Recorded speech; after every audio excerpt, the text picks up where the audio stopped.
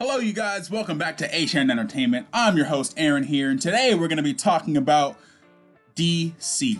We love them when they're doing good and not so much when they're doing bad. Over the years, DC has had an interesting history with the different endeavors they've explored to get their characters from the pages to different forms of media.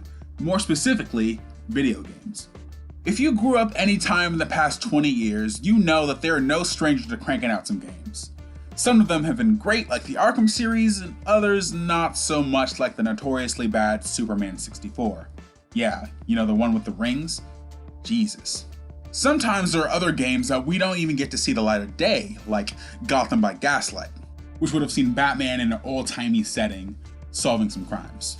Though since the game was scrapped, there have been a fair share of solo Batman adventures, yet not so much for the other half of the world's finest.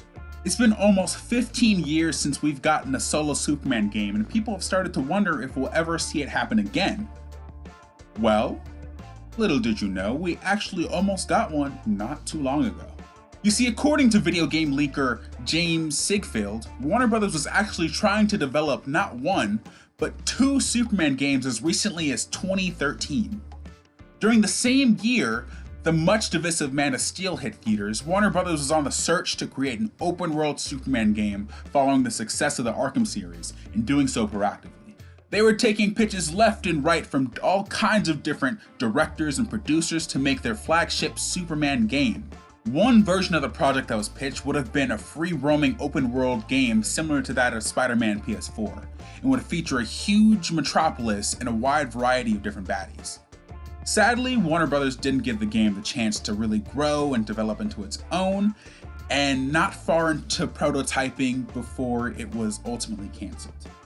After that, the following year, WB took a different pitch for another Superman game that would be a little different. The tentative title for the project was Superman Unbound, and would have found itself following more in the direction of the comics and the animated movie.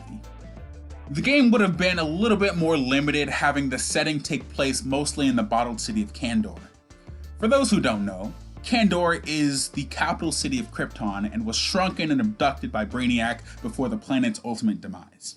They wanted to set it there to limit Superman's wide array of abilities, which kinda makes sense. If you got a Superman in a game that's really Superman, you would probably play on God mode and be cutting through baddies like knives cut cheese, you know what I mean?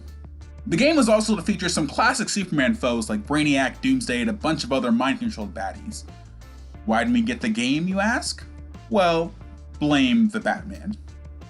With the success of the Arkham games, WB mandated that every game use the Arkham engine designed, for a Batman game. I don't know about you, but Superman isn't Batman. Trying to get Superman to even fly in the game was nearly impossible at the time.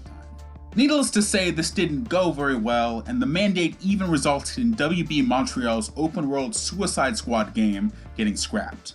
Which is a real shame, because that would have been really awesome. As of 2019, it has been half a decade since we've gotten any sort of solo DC character with their own video game.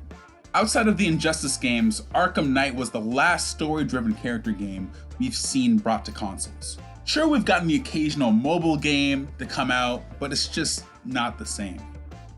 We want to see and play as Superman and these other characters in an expansive sort of way. We want to fly through Metropolis and punch Doomsday in the freaking face. From the looks of things, WB seemingly wants the same thing, but are a little more selective in the way they get there.